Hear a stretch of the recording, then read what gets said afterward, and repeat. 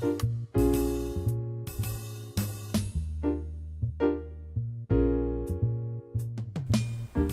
friends, Mario Cavallo here. Welcome to The Dragon Roars On. Let me take a moment to tell you a little bit about us. So all things China, including beautiful audiophile equipment and brands that come out of China, and all kinds of business and cultural topics. Today's topic, so interesting. Part 2 of China's supposedly horrible Draconian social credit system. I love it. We're going to talk more about it. I found a new article to talk about, and I got a response from American Airlines on their fines. What happens to you if you smoke on a plane? It ain't pretty. Before I do that, before we get into that, preview of the next video. I interviewed yesterday an amazing, incredible human being. I ended up on the phone with him for well over an hour instead of 20 minutes. Josh Gardner, CEO of Kung Fu Data here in China. And I was mesmerized. I kept, you want to ask questions. I'm like, no, don't ask. Let him keep talking. Let him keep talking. And I'm taking notes because he's like me in terms of being an old China hand. I mean, we know China inside out, backwards and forwards. That's kind of what happens when you live here for 20 years, which is great. And again, I've authored 2 books on China. Hope you want to read them. So, I've done a lot of research and I pay attention. And Josh is that guy as well. What a fantastic person to speak with. But in addition, he has an extra layer of expertise in the hottest and most important area of business in the world today, and that is e-commerce. In America, that's Amazon.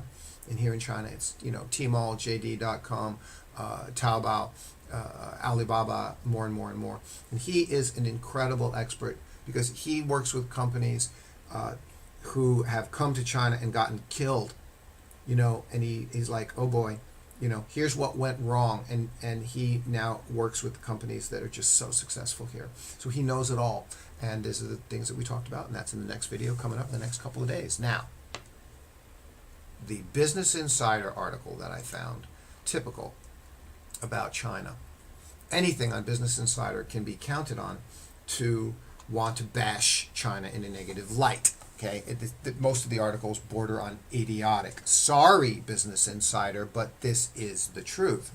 And they used as always is the tools, generalizations, deletions, and distortions to say something totally out of context, if not just an outright lie, such as China. This is the article. I'm going to combine my discussion with this article with my response from American Airlines Customer Relations. Thank you so much, American Airlines. Fantastic. China has started ranking citizens with a creepy, it's just like a ridiculous social credit system. It's not a social credit system. It's a credit system that keeps track of your behavior when you break the law. It doesn't track your behavior. It tracks when you break the law. Okay? All countries do that. Here's what you can do wrong and the embarrassing, demeaning ways they can punish you. Okay? I'll stop there and jump over to my response from American Airlines. Thank you, American Airlines Customer Relations. We just had a fantastic thank you for replying to me within 48 hours to my inquiry. I wrote to you, American Airlines, asking, could you please tell me more specifically what the fine is if you do smoke on a plane and or mess with the smoke detector in the lavatory and smoke? Or I guess if you even lit up sitting in your seat, right? What's the fine? They don't tell you that on the plane. So I wrote to American Airlines and asked them. And this is per federal regulations, so this would be the case with any airline. And meanwhile, again, great, thanks American Airlines. I'm an Advantage member. You guys did a great job taking care of us. We just had a wonderful trip between here in China, Beijing, back to Phoenix, Arizona to visit with family in Scottsdale, Arizona. And that was wonderful, so thank you, American Airlines. Here we go. Hello, Mario. Thank you for contacting Customer Relations. I understand you are inquiring about the fine penalty for smoking on board. Per federal regulations, United States, Federal Department of Transportation, right? No person may smoke in an airplane lavatory or tamper with or disable or destroy any smoke detector installed in an airplane lavatory. This can result in a $2,000 fine, possibly up to $5,000. Are we feeling draconian yet? Or higher depending on the country or state. So 2,000 is the fine. It could be up to 5,000 or higher. Does that sound bad? It sounds bad to me. So, okay, what would you prefer?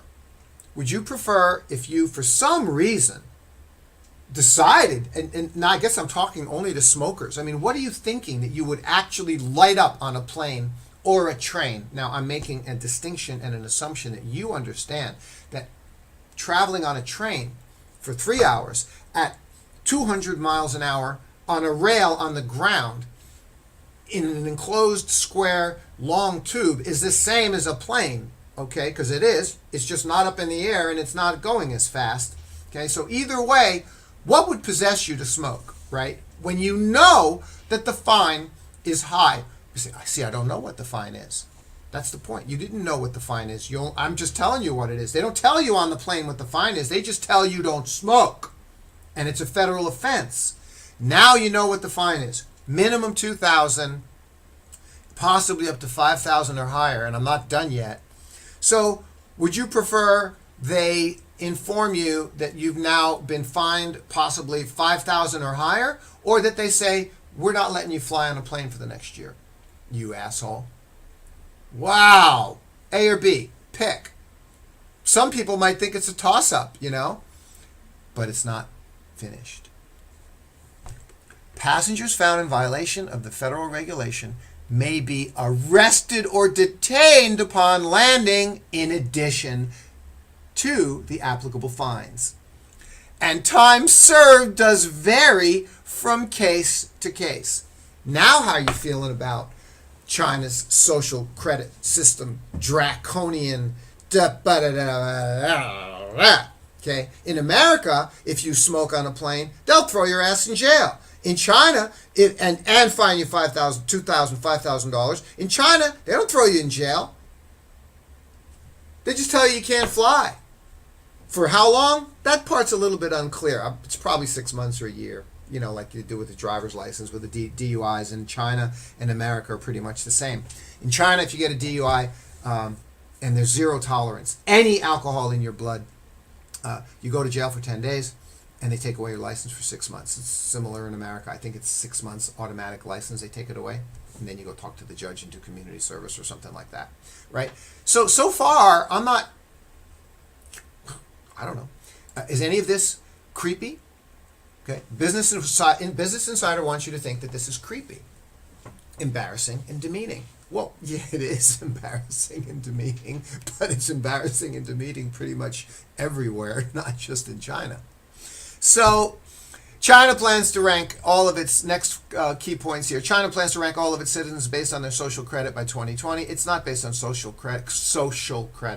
It's based on their behavior. No. Like private financial credit scores, a person's social scores can move up or down according to their behavior. No, it can move up or down according to whether they break the frickin' law, and you know in advance what the law is, don't you?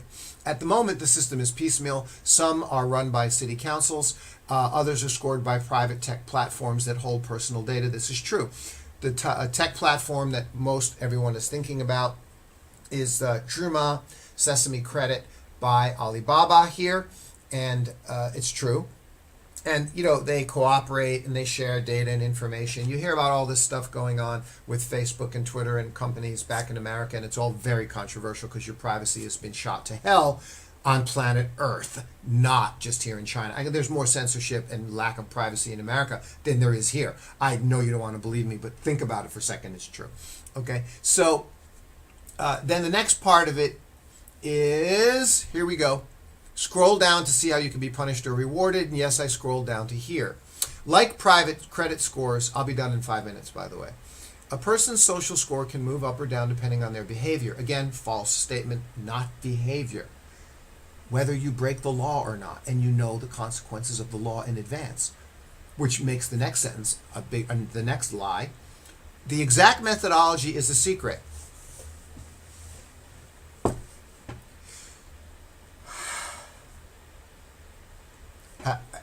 Haven't we just been discussing the fact that it's not a secret? These things are known laws. whether or not you should smoke on a plane or a train, the law is known you're not allowed to do it. What's the secret? There's no secret. Okay. So what are the examples? But examples of infractions include bad driving.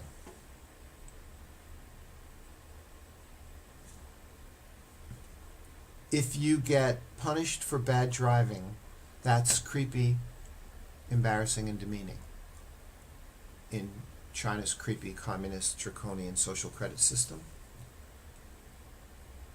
I don't think so. Don't bad drivers get like arrested and thrown in jail or fined or ticketed or something? I mean, I was a young driver and used to drive too fast. And how many times did a police officer pull me over and say, "Hey, punk, what are you doing?" Okay.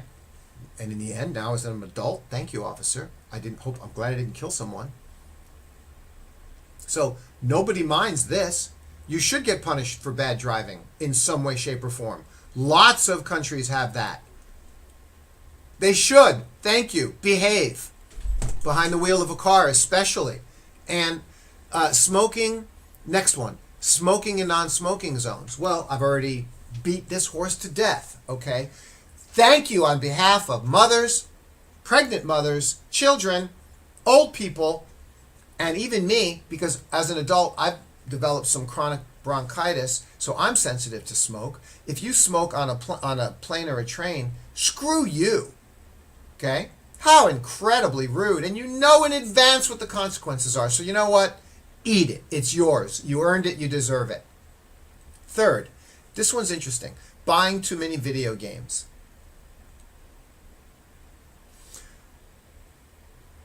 They leave out the context here. I'm going to fill in the context for you. The context is that these local city councils, the government, and other organizations cooperate with the internet cafes to encourage minors not to play too many video games.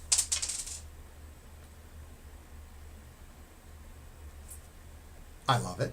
Isn't that fabulous? I mean, back in America, the church communities, the Scottsdale Parks and Recreation, the YMCA, all other kinds of civic-minded organizations who cooperate with schools and parents because they don't want their children doing what? Minor children doing what? Playing too many video games.